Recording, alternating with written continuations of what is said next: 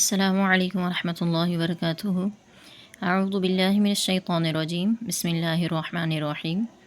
رب اشرح لی صدری ویسر لی امری واحلل عقدۃ من لسانی یفقہوا قولی۔ رب زدنا علما، رب زدنا علما، رب زدنا علما، اللہم فقہنا فی الدین، آمین۔ جی آج ہم پڑھیں گے سورۃ النمل کا رکوع نمبر 5۔ قل الحمد للہ وسلام علی عبادہ الذین اصطفیٰ اللہ خیر اما یشرکون۔ قل اے نبی آپ کہہ دیجئے، الحمد ہر قسم کی تعریف للہ اللہ ہی کے لیے ہے، اللہ ہی کی شان کے لائق ہے۔ وسلام اور سلامتی ہو علی عبادہ اس کے بندوں پر، الذین وہ جن کو اصطفیٰ اس نے چنا ہوا ہے۔ اللہ خیر کیا اللہ زیادہ بہتر ہے، اما یا وہ یشرکون جو وہ شرک کرتے ہیں یا جن کو وہ شریک ٹھہراتے ہیں، اللہ کے برابری کا ٹھہراتے ہیں، کیا وہ زیادہ بہتر ہیں؟ اللہ جو ہے نا یہ اصل میں تھا اللہ، ایک وہ استفہام والا حمزہ ہے جس سے سوال کیا جاتا ہے، تو اصل میں تھا اللہ کیا اللہ خیر زیادہ بہتر ہے، اما یا وہ جن کو یشرکون وہ شریک ٹھہراتے ہیں۔ اسی طرح آگے اللہ تعالیٰ جو ہے نا وہ اپنی اور اپنے شریکوں کی مختلف مثالیں دیتے ہیں کہ میں نے تو اتنی چیزیں پیدا کی ہیں، تمہارے شریکوں نے کیا پیدا کیا ہے۔ تو اب ہر انسان کو غور کرنا چاہیے، کتنی واضح آیات ہیں جو ہمیں بار بار اس چیز کا احساس دلاتی ہیں کہ اللہ ہی اس لائق ہے کہ صرف اسی کے آگے سر جھکایا جائے، اپنی مالی، اپنی بدنی، اپنی ہر طرح کی جسمانی عبادت جو ہے وہ اللہ ہی کی خاطر کی جائے۔ تو آئیے ذرا پڑھتے ہیں۔ امن خلق السماوات والارض وانزل لكم من السماء ماء فانبتنا به حدائق ذات بهجة ما كان لكم ان تنبتوا شجرها أإله مع الله بل هم قوم يعدلون۔ امن یا وہ جس نے، ام من یہ اصل میں تھا ام من، تو جب دو حرف ایک جیسے اکٹھے ہو جاتے ہیں نا اور پہلا ساکن ہو اور دوسرے والے کے اوپر زبر زیر پیش ہو یعنی متحرک ہو، تو پھر ان دونوں کو نا ایک ہی کر کے ادغام کر دیا جاتا ہے۔ تو یہ اصل میں تھا ام من، ام یا من جو، تو ہو گیا ام من۔ یا وہ جس نے خلق السماواتی آسمانوں کو پیدا کیا ہے اور زمین کو پیدا کیا ہے، اور اس نے اتارا ہے تمہارے لیے آسمان سے پانی کو،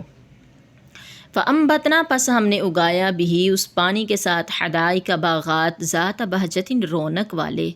ذات والے بہجتن رونق، ما کان لکم نہیں ہے تمہارے لیے یعنی تمہارے لائق نہیں ہے، ان تم بھی تو یہ کہ تم اگا سکو شجرہا ان درختوں کو، الہ کیا کوئی معبود ہے مع اللہ اللہ کے ساتھ، نہیں ایسا بالکل بھی نہیں ہے، بل ہم قوم یعدلون بلکہ ہم وہ قوم ایسے لوگ ہیں یعدلون جو راستے سے ہٹے ہوئے ہیں۔ امن جعل الارض قرارا وجعل خلالها انہارا وجعل لها رواسي وجعل بین البحرین حاجزا أإله مع اللہ بل اکثرهم لا يعلمون۔ امن یا وہ جس نے جعل بنایا ہے الارض زمین کو قرارا ٹھہرنے کی جگہ، وجعل اور اس نے بنایا ہے خلالها اس کے درمیان میں انہارا نہریں، وجعل اور اس نے بنائے ہیں لہا اس زمین کے لیے رواسیا پہاڑ، وجعل اور اس نے بنایا بین البحرین دو سمندروں کے درمیان حاجزا رکاوٹ، الہ مع اللہ کیا ہے کوئی اللہ کے ساتھ معبود، نہیں ایسا بالکل بھی نہیں ہے، بل اکثرهم لا يعلمون پھر اللہ تعالیٰ کہتے ہیں بلکہ ان میں سے اکثر ایسے ہیں جو جانتے ہی نہیں ہیں اس بات کو۔ امن یجیب المضطر اذا دعاہ ویکشف السوء ویجعلکم خلفاء الارض أإلہ مع اللہ قلیلا ما تذکرون۔ امن یا کون ہے، یجیب جو قبول کرتا ہے، المضطر بے چین کی، اذا دعاہ جب وہ دعا کرتا ہے، کون ہے جو بے چین کی دعا کو قبول کرتا ہے جب وہ بے چین ہو کر اللہ کو پکارتا ہے، ویکشف السوء اور وہ دور کر دیتا ہے سوء برائی کو، کشف کا معنی ہوتا ہے دور کرنا، کاشف یکشف دور کرنا، تو یہ کاشف فعل ماضی ہے اور یکشف جو ہے فعل مضارع ہے، اس میں یا جو ہے یہ مضارع کی علامت ہے اور واحد مذکر غائب کا صیغہ ہے، کیونکہ کاشافہ جو ہے اس میں کوئی بھی تبدیلی نہیں ہوئی، کسی بھی طرح کی کوئی مزید علامت نہیں لگی ہوئی ہے، صرف شروع میں علامت مضارع ہے، اس کے علاوہ کوئی بھی آگے تثنیہ جمع بنانے کے لیے جو علامات استعمال ہوتی ہیں وہ نہیں ہیں، تو گویا کہ یہ واحد کا ہی صیغہ ہے۔ اور غائب اس لیے ہمیں سمجھ آ رہا ہے کیونکہ یا لگی ہوئی ہے، یا جو ہوتا ہے وہ غائب کو ظاہر کرتا ہے، اس لیے ہم ترجمہ کرتے ہیں وہ، اور اگر یہ تا ہوتا تو پھر ہم نے ترجمہ کرنا تھا تم، تو، آپ، ٹھیک ہے، تو یہاں پر یا ہے۔ وَيَكْشِفُ اور وہ دور کرتا ہے السوء بیماری کو، برائی کو، کسی بھی قسم کی بیماری، برائی، تکلیف۔ وَيَجْعَلُكُمْ اور وہ بناتا ہے تمہیں خلفاء الارض زمین کے جانشین، زمین پر تمہیں خلیفہ بناتا ہے۔ اَإِلَٰهٌ مَّعَ اللَّهِ کیا اللہ کے ساتھ کوئی معبود ہے؟ نہیں، ایسا بالکل بھی نہیں ہے۔ قلیلاً ما تذکرون بہت تھوڑا ہے جو تم نصیحت حاصل کرتے ہو۔ اللہ تعالیٰ کہتے ہیں تم نصیحت حاصل کرتے تو ہو لیکن بہت تھوڑی، یعنی اللہ کا حق ادا نہیں کرتے، جس طرح اللہ کی ربوبیت کا حق بنتا ہے کہ اللہ ہی کو رب مانا جائے اور امید بھی اسی سے بستہ کی جائے، ڈرا بھی اسی سے جائے۔ دیکھیں نا کہ لوگ جو ہیں وہ عموماً، ہم لوگ کتنا لوگوں سے ڈر جاتے ہیں، کوئی کہہ دے کہ میں دیکھ لوں گا تمہیں، تم یہ ہو جائے گا تمہارا، وہ کر دوں گا، یہ کر دوں گا، تو ہم جو ہے وہ بہت پریشان ہو جاتے ہیں۔ حالانکہ پریشان ہونا بھی میرے خیال سے جو ہے نا یہ اللہ کی توحید سے منافی ہے کہ آپ دعائیں پڑھیں جو ہمیں بتائی گئی ہیں، کیونکہ دعائیں جو ہے نا وہ انسان کی بہترین حفاظت کر سکتی ہیں، اور دعائیں انسان کا بہترین ہتھیار ہیں، اور ایک مومن کے لیے جو ہے نا یہ بہترین ہتھیار ہے۔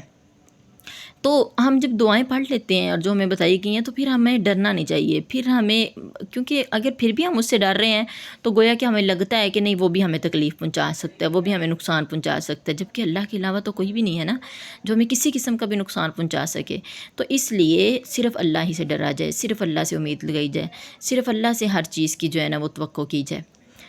امن یہدیکم فی ظلمات البر والبحر ومن یرسل الریاح بشرا بین یدی رحمتہ االہ مع اللہ تعالی اللہ عما یشرکون۔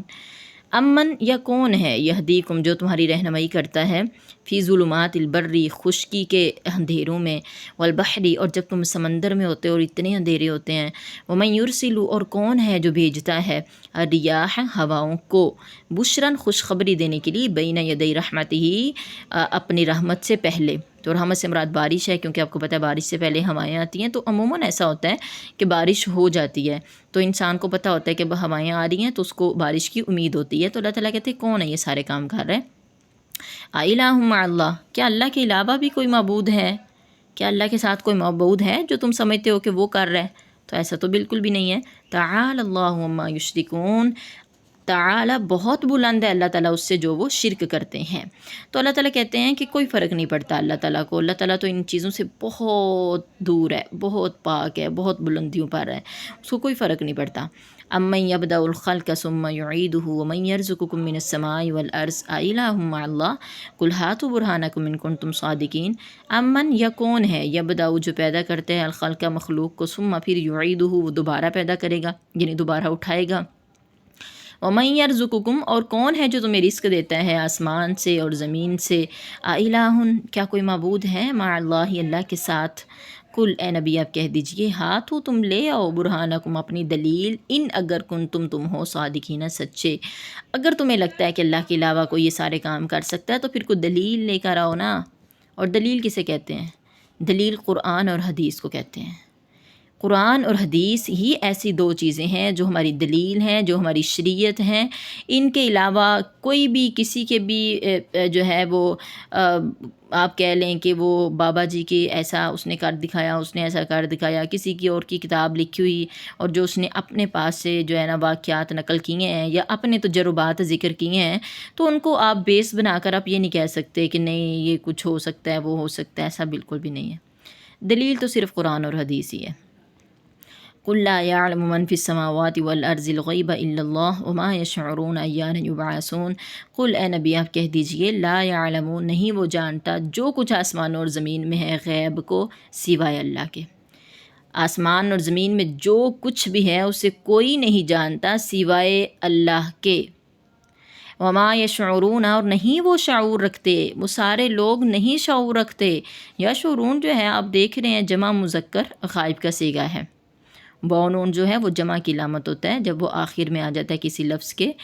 اور شعر اس کا اصل معنی ہے شعور سے نفس لکھنا ہوا ہے یہ والا، اور یا جو ہے یہ غائب کی علامت ہے